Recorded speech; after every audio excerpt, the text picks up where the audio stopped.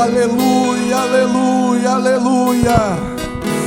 O poder de Deus já está aqui dentro deste lugar. O poder de Deus já está dentro deste lugar. Quem já sentiu a presença dEle? Quem já sentiu a presença dEle? Nesse mesmo espírito, nós vamos receber agora Pastor Eric, que estará pregando a palavra aos nossos corações. Estenda as suas mãos para cá e vamos orar agora. Eterno Deus e soberano Pai, em nome do Senhor Jesus, ó Pai, está aqui o teu filho, que tem uma palavra para os nossos corações. Fala através da boca dele, assim como o Senhor já tem falado desde o início deste culto. Usa-o como ferramenta nas tuas mãos, em nome do Senhor Jesus.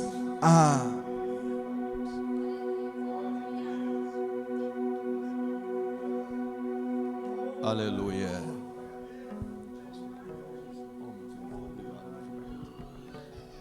Aleluia.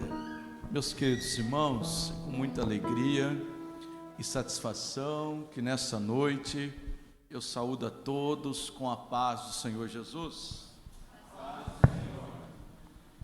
Motivo de alegria, nós estamos aqui essa noite para juntos louvarmos e engrandecermos o nome daquele que tem sido tão maravilhoso com nossas vidas.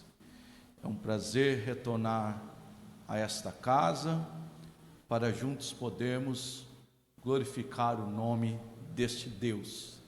Eu quero aproveitar que você está em pé, você que pode, tome a Bíblia Sagrada em suas mãos, para que possamos fazer menção de um texto bíblico, sendo desta feita o texto registrado no livro do profeta Isaías, aonde eu quero ler o capítulo de número 61, versos 1 e versos 2. Glória a Jesus. Enquanto você procura, externa a minha gratidão, bom Deus, por tudo que Ele tem feito a nós e por nós, e é uma alegria retornar aqui a esta casa após alguns meses. Minha gratidão ao pastor local, aos dignos obreiros que estão aqui na minha retaguarda, nosso amigo Lucas, que nos fez o convite para estar aqui numa data tão especial como o dia da ceia do Senhor. Eu me considero uma pessoa muito rica, né? Rica não, milionário, né? Porque eu tenho 3 diamantes, 2 ficaram em casa, e o terceiro diamante é minha esposa, uma Luciana, que está aqui, hoje ela me acompanha, e minha gratidão a Deus pela vida dela. Hoje o culto é bastante corrido, né? Por ser questão de ceia e domingo, não quero ser cansativo aos irmãos, mas eu tenho certeza que Deus tem uma palavra ao nosso coração ainda esta noite. Eu gosto de vir aqui, irmãos, porque aqui os obreiros dão glória a Deus, né? Levanta a mão, não é? Deveria ser normal, mas não é em todo lugar que os irmãos do altar dão glória a Deus. Aqui os irmãos dão glória a Deus e isso ajuda o pregador a pregar, né? Deus abençoe, obrigado na recepção, Sr. Gilberto, irmão Leonardo, irmão Lucas, irmão José e os demais irmãos. Deus abençoe, desde o irmão Vitor, né, que nos recebeu lá na porta até aqui. Deus abençoe vossas vidas em nome de Jesus. Isaías 61, verso 1, você encontrou? Diga amém. O texto bíblico nos diz assim: o Espírito do Senhor Deus está sobre mim, porque o Senhor me ungiu para pregar boas novas aos mansos, e enviou-me a restaurar os contritos de coração, a proclamar a liberdade aos cativos e a abertura de prisão aos presos, a apregoar o ano aceitável do Senhor e o dia da vingança do nosso Deus, e a consolar todos os tristes. Amém. Sente-se, tome teu assento em nome de Jesus. A Bíblia, ela é perfeita. A obra de Deus em nós ela é perfeita e por isso nos aperfeiçoa a cada dia na sua casa. E quando Jesus estabelece, por uma ordem imperativa de Jesus, da Bíblia, o irmão Leonardo leu aqui, fazei isso em memória de mim, parecia talvez naquele tempo um absurdo, porque imagina Jesus na mesa, tomando ali a ceia com os discípulos, e a ordenança sendo dada, faça isso, para que vocês não se esqueçam de mim. Talvez os discípulos olhem para Jesus e falem: Senhor, que loucura, será que algum dia alguém vai esquecer do Senhor? Naquele momento parecia impossível alguém esquecer de Jesus, haja vista tantas coisas ele fez, mudou a vida de todos à sua volta. E agora naquele banquete ele está dizendo: olha, vocês têm que fazer isso, porque quando vocês fizerem isso, vocês estão lembrando de mim. E o tempo passa, e talvez se Jesus não tivesse dado essa ordem por meio de Paulo, talvez chegaria um dia que a igreja teria a quarta do milagre, a terça do renovo, a sexta do sobrenatural, e não teria a noite de lembrar da morte de Jesus. Quando ele dá a ordenança, fazei, era para que a igreja não pensasse apenas nas benesses do reino, mas que elas se reportassem à origem, porque se somos abençoados e se alcançamos algum tipo de bênção, a origem dessa bênção está no sacrifício de Jesus lá atrás. E o texto de Coríntios, capítulo 11, é tão maravilhoso, que Paulo, ele não andou com Jesus, ele não esteve ali entre os 12, mas ele diz assim: o que eu recebi do Senhor. Como é que alguém que não ceiou com Jesus está dizendo que recebeu algo de Jesus? Aquilo que eu recebi diretamente de Deus, é isso também o que eu vos dou. Talvez o texto de 2 Coríntios, Paulo está dizendo assim, na sua simplicidade, na sua humildade: conheço um homem, em carne não sei, espírito não sei, mas esse homem, ele foi arrebatado até o terceiro céu, aonde está o trono de Deus. E quando ele diz eu recebi do Senhor, talvez ele não quis detalhar, mas a ordem que ora hoje fora lida, eu acredito que de fato Paulo recebeu do próprio Senhor naquela ocasião. Isso faz essa noite solene, isso faz esse culto, o culto mais importante da igreja, o mais especial, é o culto em que normalmente nós nos preparamos para esse culto. É o culto que colocamos a melhor roupa, é o culto que alguém até compra uma roupa nova. Isso é bom, porque nós estamos aproximando de uma mesa que faz menção do Cordeiro inocente de Deus. E às vezes a gente admira as pessoas por pontos positivos que ela tem. A irmã canta e canta muito bem, e nós admiramos alguém que canta muito bem. Alguém toca e toca muito bem, e os músicos admiram alguém que canta, que toca muito bem. Mas tem muitas pessoas que cantam muito bem, existem muitas pessoas que tocam muito bem. Às vezes você admira alguém que fala porque ele fala bem, e ele fala bem, mas tem muita gente que fala bem. Quando você olha para a mídia, você vê só pessoas bonitas, né? Você olha a TV, a gente se sente mais feio ainda, porque é só gente bonita de olho azul. E você fala, como tem gente bonita? E essas pessoas bonitas são admiradas pela sua beleza, o retoque estético, talvez alguma cirurgia, mas na mídia só aparecem pessoas bonitas. Quando você vê um jogador de futebol, confesso que eu acompanho muito pouco, mas eu trabalho como professor e vejo os alunos lá olhando os gols das pessoas, dizendo, essa pessoa é demais. Quando você assiste os programas esportivos, pelo gol que a pessoa faz, você quase acha que aquela pessoa está fazendo milagre mesmo, porque ele é posto como um Deus, né? Olha o que ele faz. Mas aquele que faz um gol, passa o tempo e vem outro e faz outro tão quão bonito ou mais. Sai um nome e vem outro nome, e as pessoas se destacam por aquilo que ela faz, mas sempre elas vão sendo superadas.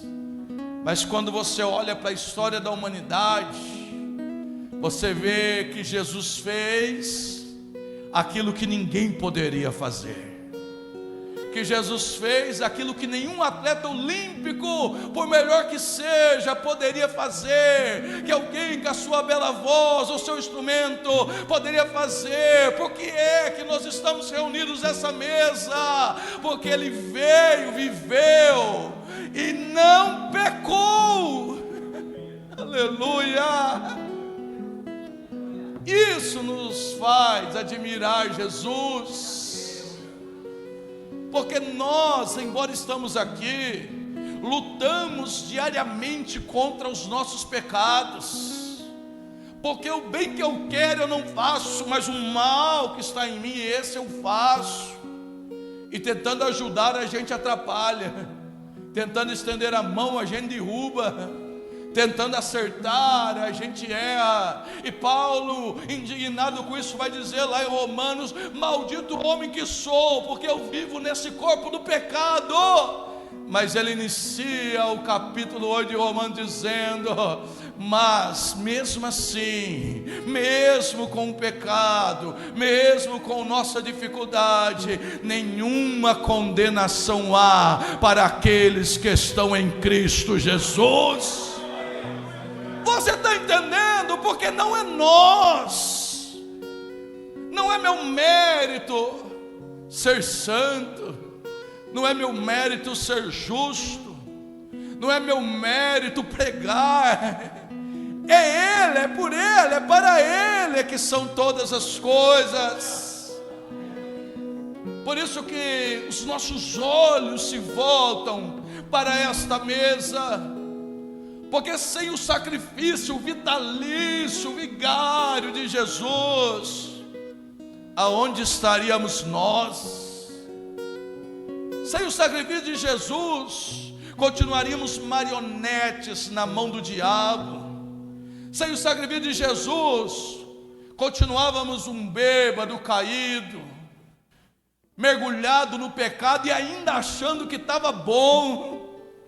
Mas vem o amor de Deus, que é um amor que nos constrange, porque como alguém se alegra ou fica motivado a morrer por alguém que é bom? Nem por um bom a gente quer morrer, quanto mais vem um e morre por nós que éramos mal, e morreu antes de nós existirmos. O que é maravilhoso, pastor, é que antes de nós nascermos, a conta do nosso pecado já estava paga pelo sacrifício de Jesus. Que sangue é esse? É o sangue inocente de Jesus, que é mais poderoso do que qualquer detergente, qualquer sabão em pó, do que qualquer tira-manchas, porque o sangue de Jesus tira a marca do pecado da alma do homem. Você consegue entender isso? Porque quando você entende isso, você se aproxima dessa mesa diferente, você vem para esse culto diferente, e nós glorificamos a Deus, não só por aquilo que Ele vai nos dar, porque a campanha de janeiro pode lhe dar muitas bênçãos, mas mesmo se Jesus não te der nada, aquilo que ninguém mais poderia te dar, Ele deu: o sangue poderoso que nos lava, que nos limpa, que nos faz lavado, remido, que nos faz cidadão do céu, que cria em nós uma esperança, e a nossa maior esperança é ouvir o tocar da última trombeta, e fazer que tudo que nós vivemos agora se transforme em nada, porque o nosso propósito é viver eternamente com Jesus no céu. Oh, aleluia! Sabe por que tudo isso? Porque Jesus se apodera da boca do profeta Isaías, e Jesus diz que o Espírito do Senhor Deus está sobre mim. O que é o Cristo? Cristo é a palavra grega para Machia ou para Messias. Messias é hebraico, Cristo é grego, mas em português é ungido. Quando ele diz que o Espírito do Senhor está sobre mim, Jesus está dizendo: eu sou ungido. E a grande mensagem do Antigo Testamento é: ungido vai vir. A grande esperança, Moisés abriu o mar, mas melhor que abrir o mar é ver o dia que o ungido viria. Abraão saiu, habitou em tendas, mas Hebreus vai dizer que o que ele desejou era habitar em uma cidade cujo construtor é o próprio Deus. E Jesus falou: Abraão, ele almejou a ver o meu dia. Conhecer a história de Jesus era o que homens do passado desejaram.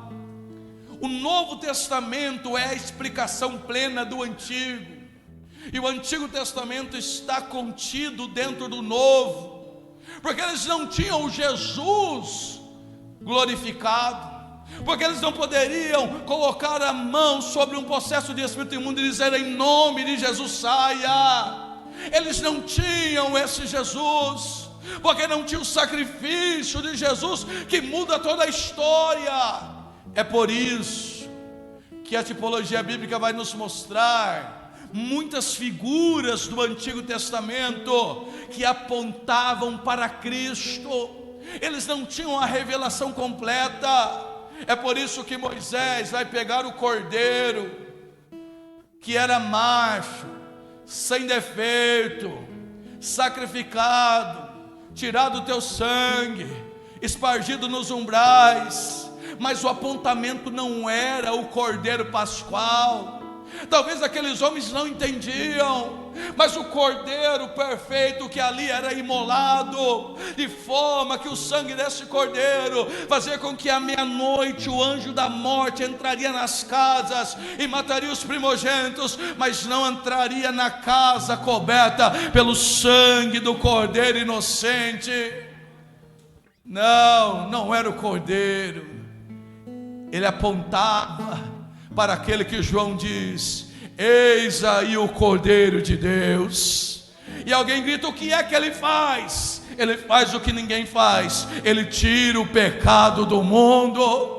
Se o salário do pecado é a morte, e todos pecaram, todos estão destituídos da glória de Deus, mas uma vez lavado nesse sangue, nem o anjo da meia-noite, da 1, da 3, da 4 da manhã pode condenar aqueles que já foram redimidos por esse sangue poderoso. Fazer isso lembrando do poder desse sangue. A exaltação não é o cordeiro terreno, mas é o Cordeiro de Deus. Quando você lê o Antigo Testamento, você deve ler procurando Jesus, porque a Bíblia nunca ensinou a adorar a Moisés, porque Moisés liberta o povo no Egito, mas os descendentes são presos na Babilônia. Logo, o efeito de Moisés é local e temporário. Mas o verdadeiro libertador não é Moisés. O verdadeiro libertador chama-se Jesus Cristo de Nazaré. Nós devemos aprender a encontrar a Cristo. Nós precisamos voltar a pregar a Cristo. Os jovens pregadores preguem Jesus. Os aspirantes ao ministério preguem Jesus. Nós que estamos na ativa não podemos perder Jesus da nossa mensagem. Não podemos ser a Maria que esqueceram Jesus no templo. Se eu pregar todas as coisas, falar de todas as maravilhas, trazer todos os números da Bíblia, mas eu não vos apresentar a Jesus, é o mesmo que eu não tivesse apresentado nada. Eu era um adolescente quando Deus colocou no meu coração o desejo de pregar, e eu procurei uma aula de hermenêutica e homilética, e o pastor Claudenir de Pierre, hoje ele preside lá o campo de socorro das igrejas presbiterianas renovadas. Na primeira aula ele falou, eu com 15, 16 anos, e ele falou: meu filho, você que está começando agora, nunca tire Jesus do teu sermão. Nunca tire Jesus do altar. Fale sobre Moisés, fale sobre Isaías, fale sobre Jeremias, fale sobre Eliseu, fale sobre Elias, mas dê um jeito de chegar em Jesus, porque não foi Moisés que morreu na cruz. Aleluia! Esses personagens foram maravilhosos, mas eles não eram nada sem o poder sobrenatural de Deus na vida dele. Quem é que traz a arca da aliança para a cidade? É Davi. Mas a arca da aliança simbolizava a presença de Deus. Quem trouxe para nós a presença de Deus não foi Davi, foi Jesus na sua promessa, dizendo: eu vou para o meu Pai, mas eu rogarei a Ele, e Ele enviará sobre vós o Espírito Santo, e Ele estará convosco, não só no domingo à noite, não só na campanha do janeiro profético, não só no mês de férias, mas Ele estará convosco todos os dias, até a consumação do século. Quem trouxe a presença não é Davi, quem trouxe a presença foi Jesus. Oh, aleluia! Jesus, que nome poderoso! Como é grandioso a descrição resumida da obra salvadora de Jesus por Paulo, dizendo: porque ele não teve por usurpação ser igual a Deus, mas pelo contrário, ele se esvaziou de si e tomou a forma de servo, e como servo obediente, ele veio e morreu, e não morreu de qualquer jeito, morreu uma morte de cruz, mas Deus viu e deu a ele um nome que é sobre todos os nomes, cujo todo joelho dobrará e toda língua confessará que Jesus Cristo é o Senhor. Aleluia! Alguns anos eu tenho ensinado a Bíblia e eu tenho dito: vamos viver a herança de um grande avivamento do século XVI. Quem gosta da história da igreja, aonde um homem lê a Bíblia à luz de velas, e ele olha a realidade que acontecia na Idade Média e como a igreja se desviou da verdade, e ele lê que o justo viverá pela fé. E aquele homem, quanto mais lia a Bíblia, mais desejo ele tinha de ler a Bíblia, e o sonho dele é: um dia todo mundo vai ter a Bíblia. Lutero, junto com outros reformadores, mudaram a história, tirando o planeta Terra do tempo mais sombrio, a Idade Média. Quando você verifica, era um tempo de calamidades, porque a igreja estava longe da verdade. Mas eles que reformaram o evangelho no mundo passaram. Mas a reforma protestante deixou os pilares fundamentais da fé, de maneira que por esses pilares jamais a igreja seria a igreja da Idade Média. E os reformadores, Deus deu a eles esse lema meio automático, e dentro do lema estava dizendo: somente Cristo. A pedra fundamental é somente Cristo. A igreja não está apoiada em Pedro, porque senão ela já deixaria de ter existido. A igreja está fundamentada na pedra chamada Jesus. A base da igreja é Jesus. Somente Cristo é a minha mensagem. O tema central da Bíblia é Jesus.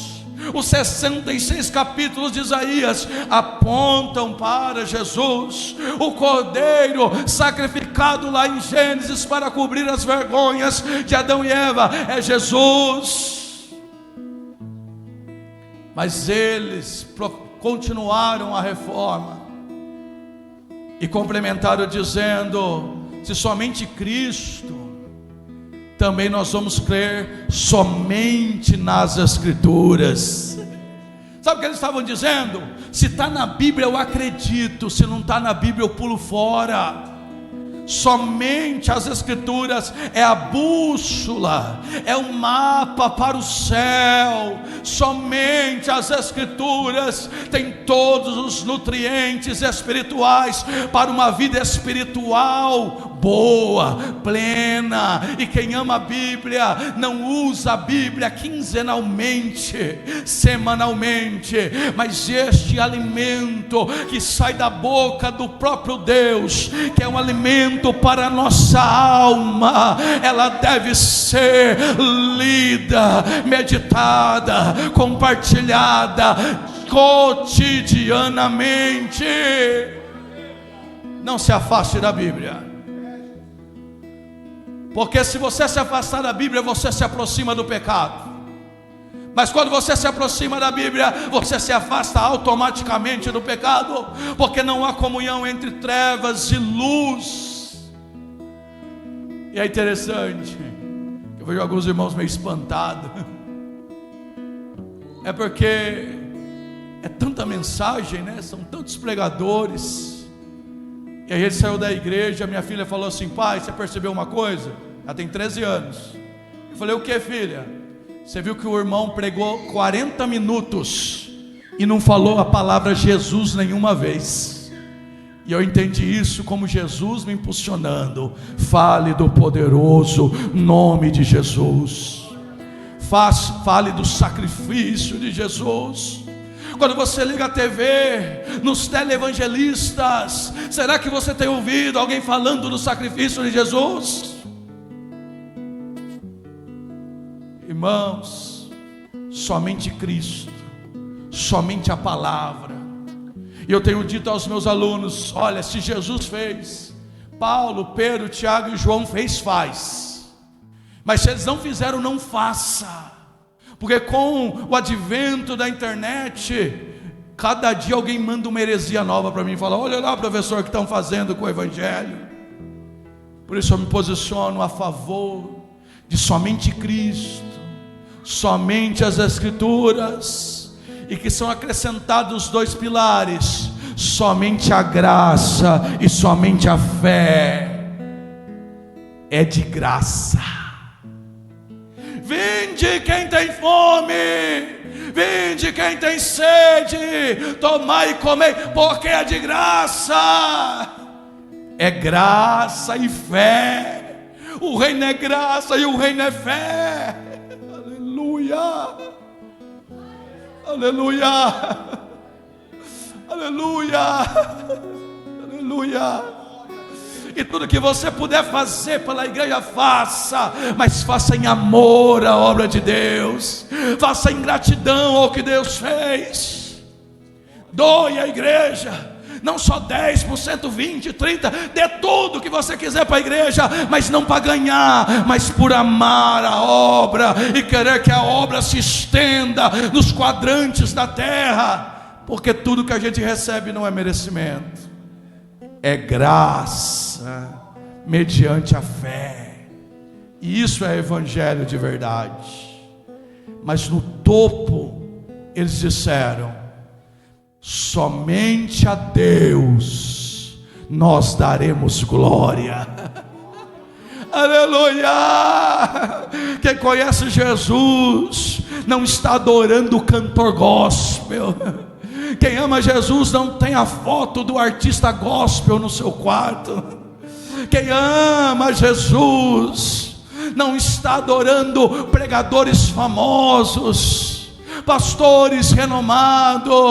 Quem conhece o somente a Deus daremos glória, está como aqueles meninos na Babilônia, alguém dizendo: quando os instrumentos tocar, todo mundo vai adorar a estátua de ouro. Mas havia 3 jovens judeus que conheciam a Deus. Dá uma olhada para o rei de seu rei, vai desculpando, mas no meu coração tem o Deus de Israel, e esse joelho só se dobra diante do Deus que criou o céu e a terra. Pode tocar a gaita, a citarra e o bandeiro, mas eu vou para a fornalha, mas só adoro o Deus de Israel.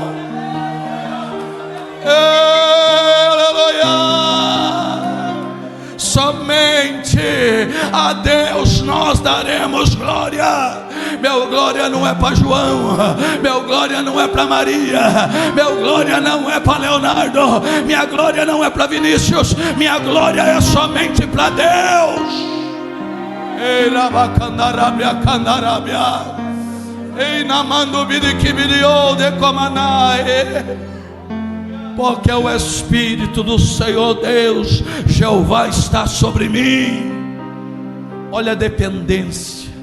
O próprio Jesus precisou do Espírito Santo sobre ele, porque o Messias tinha que ter sobre ele o poder do Espírito Santo. E o Espírito Santo é o que move as nossas vidas, é o que move a igreja. Sem essa ação do Espírito Santo, a igreja não funciona. A igreja são grandes engrenagens, que começa lá na grande, e ela vai enroscando em uma engrenagem menor e outra menor, e tem a engrenagem aqui do Alto de Sumaré, e essa engrenagem vai e pega as irmãs do auxílio de oração, a engrenagem pega a escola dominical, a engrenagem é o corpo, cuja cabeça é Cristo. E quanto mais lubrificação, mais óleo, essa engrenagem faz os dentes adentrarem perfeitamente um ao outro. Sabe por que tem conversa fiada? Falta de óleo. Sabe por que tem alguma discussão? Falta de óleo. Sabe por que alguém não vai com a cara de alguém? Falta de óleo. Mas quando alguém diz: o Espírito do Senhor está sobre mim, ele está lubrificado, ele vai desempenhar o seu papel perfeitamente. E quando a gente desempenha o papel perfeitamente, a gente empurra o outro para fazer o papel dele também. E quem é liderança é a engrenagem maior, e a engrenagem maior é a mais pesada de puxar. Por isso todo mundo que está na liderança chega um dia e fala assim: eu vou entregar, eu vou deixar. Porque sabe quando você está na bicicleta e você quer uma marcha leve, você põe na catraca grande. Só que a catraca grande, irmão Lucas, é aquela que você pedala, pedala, pedala. Aí na hora que você para um pouquinho, a bicicleta para. É que catraca grande é a que mais tem que trabalhar, porque a catraca grande vai rolando, vai rodando, e à medida que o Espírito Santo vai vindo sobre ela, ela vai movimentando todas as outras catracas, e a obra de Deus vai crescendo e vai evoluindo. É como o Salmo 133, o Salmo da comunhão. Quão bom e agradável é que os irmãos vivam em união. E ele complementa: quando vive em união, é como óleo precioso. Aleluia, aleluia. É como óleo precioso que escorre da cabeça. Quem é o cabeça? Jesus. O que Jesus está dizendo? Porque o Espírito do Senhor Deus está sobre mim. O óleo vem da cabeça, chamado Jesus. Quem é a igreja? O corpo que está ligado a esta cabeça. Mas o salmista continua: é como óleo precioso, sai da cabeça de Arão e desce pelas suas barbas. E à medida que o óleo desce pelos fios da barba da igreja, ele vai unindo os fios. Quanto mais óleo, mais fio unido. Aleluia. Mas o azeite que começa na cabeça, passa pelos fios da barba, ela continua descendo e vai descendo, e ele diz que vai até as pontas da vestimenta. Quer dizer, tem azeite no cabeça, tem azeite na barba, mas tem azeite também sobre os vestimentas da igreja. Pega o diácono, pega o cooperador, pega o regente, pega o músico, pega o membro, pega o porteiro, pega o congregado. É o azeite que está sobre o Senhor. Hoje o ungido não sou só eu, o ungido não é só o pastor, porque o Espírito do Senhor está sobre a igreja que é dele. E uma promessa que diz: as portas do inferno não prevalecerão contra a igreja do Senhor. Você, igreja, tem azeite, o inferno vai tombar.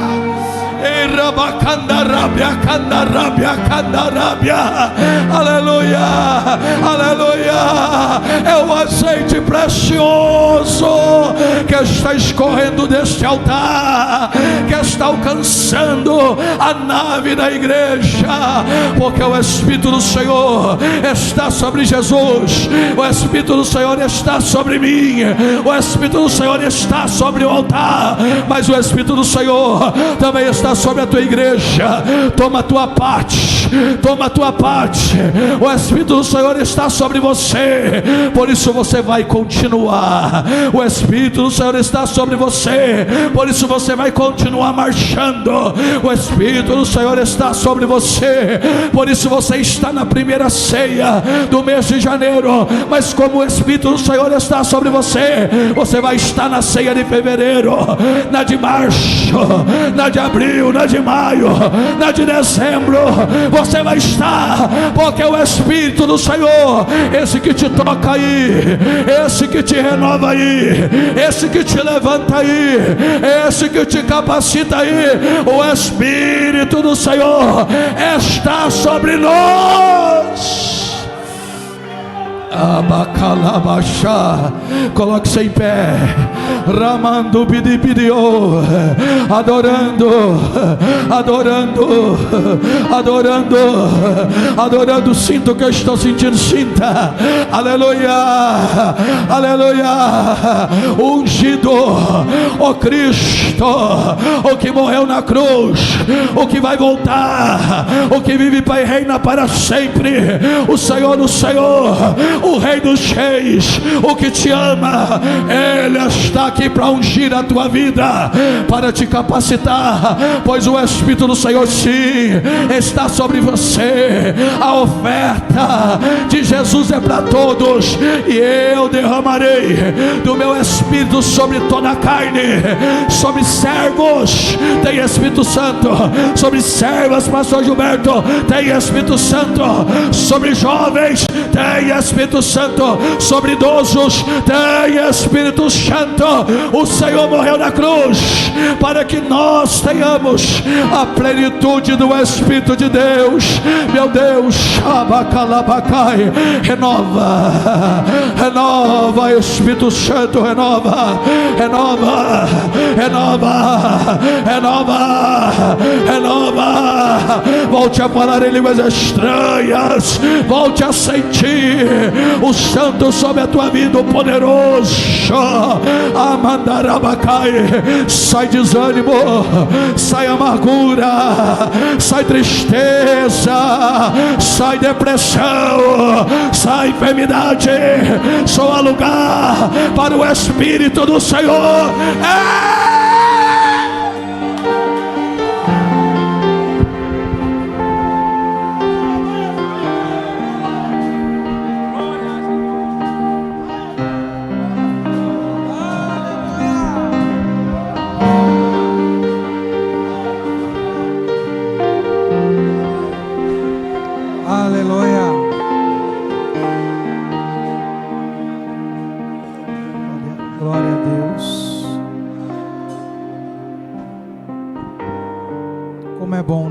Podermos estar aqui e ouvir essa palavra diante dessa mesa, primeira ceia do ano de 2024.